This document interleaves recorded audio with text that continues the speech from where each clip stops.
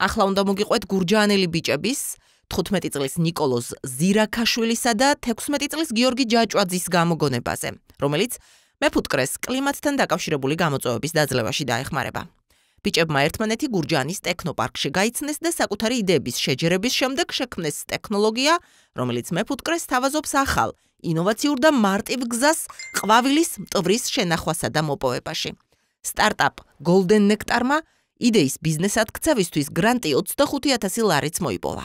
მაინც რაში დაეხმარება მეფუტკრეს ეს გამოგონება და რა გეგმები აქვთ თავად ახალგაზრდა გამომგონებლებს. ნახეთ ჩვენი რეპორტაჟი. ფუტკრის ყვავილის მტვრის შეგროვება მეფუტკრისთვის ერთ-ერთი მთავარი გამოწვევაა, რადგან არამდგრადი კლიმატის გამო დანაკარგი მაღალია. მეფუტკრე ხარჯავს დროსაც და ძალისხმევასაც. გურჯაანელი სტარტაპერების ტექნოლოგიური მიგნება მეფუტკრეს შრომას შეუმსუბუქებს და დანაკარგსაც მინიმუმამდე დაუყვანს, რაც მას შეცვლილ კლიმატთან ადაპტაციაშიც დაეხმარება. დღესდღეობით მეფუტკრეები, რასაც საჭიროებს იყენებენ ყვავილის მტვრის შესაგროვებლად, არ არის დაცული კლიმატისგან, როგორც არის ქარი, წვიმა და სხვადასხვა განსხვავებული პროცესები, რაც კლიმატისგან პრობლემა ექმნება ასევე ფუტკარს და ყვავილის მტვერს და მეფუტკრეებს უწევთ ასევე ყოველდღე მისვლა საფუტკრეში, რაც დაახლოებით 15-დან 20 კილომეტრამდე დისტანციას მოიცავს და ასევე მეფუტკრეებს გასაშრობი, ანუ ბოლომდე არ დამთავრებული ყვავილის მტვერი მიაქვთ და სპეციალურ საჭირებში ათავსებენ.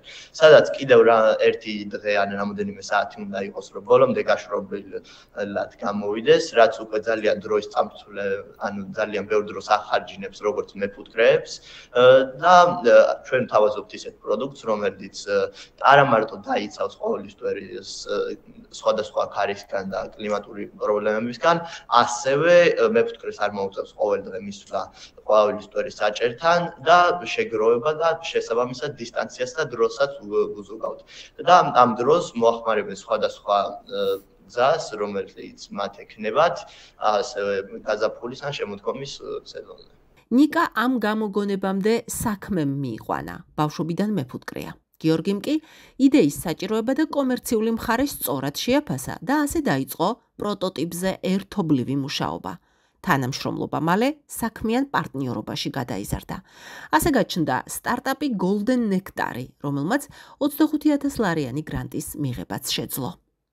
ნიკოლოზი ბავშვობიდან არის მეფუტკრეობით არის დაკავებული და მეც ბავშვობაში მქონდა შეხება მეფუტკრეობასთან და ეს იდეა ნიკას იდეა იყო და როცა გამიზიარა, მომეწონა და გადავწყვიტეს, რომ რეალურად მივიქცი.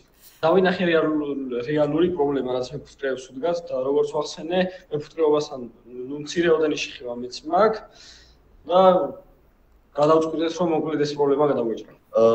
დანადგარი ფერმენტულად არის დაცული, რომ ყვავილის მტვერი არ დაზიანდეს და არც წყალი შევიდეს მასთან, არც რაიმე მწერი, ქარიც ვერ დააზიანებს, იმიტომ რომ დახურული არის გარედან. აი ამ 25,000-ის გახარჯვას როგორ გეგმავთ? შეგიძლიათ მითხრათ? უმეტესად იმისთვის გვაქვს განვითარებაში, ანუ კომპანიის დაარსებიდან დაწყებული, რაიმ 1000 სხვადასხვა ნაწილების საყიდლად, რომ რეალიზაციაზე უკვე დავიწყოთ. ადგილობრივ ბაზარზე სატესტო პარტიას გაზაფხულიდან გამოიტანენ. 10 ეგზემპლარს მეფუტკრეებს უსასყიდლოდ გადასცემენ.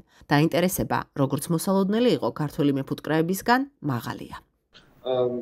კომპანია უკვე დაარსებული გვაქვს და ვაპირებთ, რომ დაახლოებით გაზაფხულის სეზონზე უკვე წარმოებაში შევშვათ ჩვენ. ჯერჯერობით ჩვენ ვაპირებთ, რომ 10 სატესტო MVP გავაკეთოთ, რომელიც დაურიგდება სხვადასხვა მეფუტკრეებს გასატესტად გაზაფხულის სეზონისთვის და ისინი მოგწევენ ჩვენ უკავშირს და ამის შემდეგ უფრო განვითარება შეგვეძლება ამ საჭირების და ჯერჯერობით ვაპირებთ, რომ გაზაფხულის სეზონისთვის 10 პროდუქცია გავუგოთ.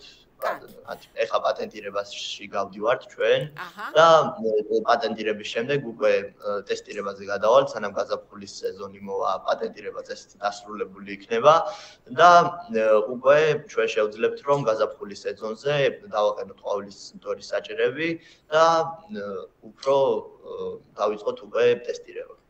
რამდენიმე ფესტივალზე ვიყავით მეფუტკრეობის დღესთან დაკავშირებით მაგალითად და ვაქვს მინოთქვა რომ მეფუტკრეები დაინტერესებულები არიან უკვე ჩვენი პროდუქტით და ყავს მეფუტკრეები უკვე რომლებიც მზად არიან რომ გაწესონ ჩვენი პროდუქტი. ბაზარით შესწავლილი აქვს. თან მხოლოდ ადგილობრივი არა, გლობალური ბაზრის ტრენდიც იციან. პირველ ეტაპზე ადგილობრივი ბაზრის ათვისებას გეგმავენ, თუმცა ექსპორტზე გასვლასაც აპირებენ და დიდი ალბათობით გლობალურ ბაზარზე შესვლას თურქეთიდან დაიწყებენ. ყვავილის ტვერის შეგროვება, მოპოვება ბაზარზე ერთ-ერთი ყველაზე დიდი მეფუტკრეული პროდუქტია და ამ პროდუქტით საქართველოში დაახლოებით რამოდენიმე ტონა ყვავილის ტვერი გროვდება და ძალიან მოთხოვნადი არის, რადგან ყვავილის ტვერი არის სასარგებლო ცილოვანი პროდუქტი, რომელიც შეიცავს სხვადასხვანაირ ვიტამინებს, ამინომჟავებს, რომლებსაც იღებენ სპორტსმენები, ბავშვები და სხვადასხვა ასაკის ადამიანი იმუნიტეტის გასაძლიერებლად. ასევე სხვა ქვეყნებშიც არის უახლოესი ქვეყანა არის თურქეთი, სადაც აწარმოებენ ყვავილის ტვერს, თურქეთში საკმაოდ არის გავრცელებული მეფუტკრეობა, ასევე ჩვენი ახლო მეზობელი, თქვათ რომ ახლო არის ირანი, სადაც არის ეს ყვავილის ტვერის საჭერები, სადაც იწარმოება დღესდღეობით, რომლებიც არსებობს და უმეტესობა ირანულია. ან ჩინური, ან უკრაინული, რომელებიც ჩამოდის და ირანშიც ერთ-ერთი ყველაზე დიდი სახელმწიფო არის, რომლებიც ყვავილის ტვერს აწარმოებენ, შემდეგ ესპანეთი და ევროპული ქვეყნები არის, რომლებსაც არის ეს ყვავილის ტვერი. ჩვენი გეგმა არის, რომ ჯერ საქართველოს ბაზარი ავითვისოთ და შემდგომ გადავიდეთ უკვე უცხოურ ბაზარზე, უახლოესი ჩვენთვის ყველაზე ხელსაყრელი იქნება, რომ თურქეთის ბაზარზე გავვრცელდეთ და თურქეთის ბაზარზე შევიდეთ და შემდგომ ვნახოთ როგორ განვითარდება სიტუაცია. ყვავილის მტვერი იგივე ფეხგუნდა, როგორც წესი, ძალიან წმინდა ფხვნილია. ფუტკარი მას ყვავილზე დაჯდომისას თავისი ბეწვით იკრავს და ყვავილიდან ყვავილზე გადააქვს. ის ძვირად ღირებული პროდუქტია და რა თქმა უნდა, მისი უდანაკარგოდ შეგროვება კომერციული მიზნით მეფუტკრისთვის პრიორიტეტული საკითხია.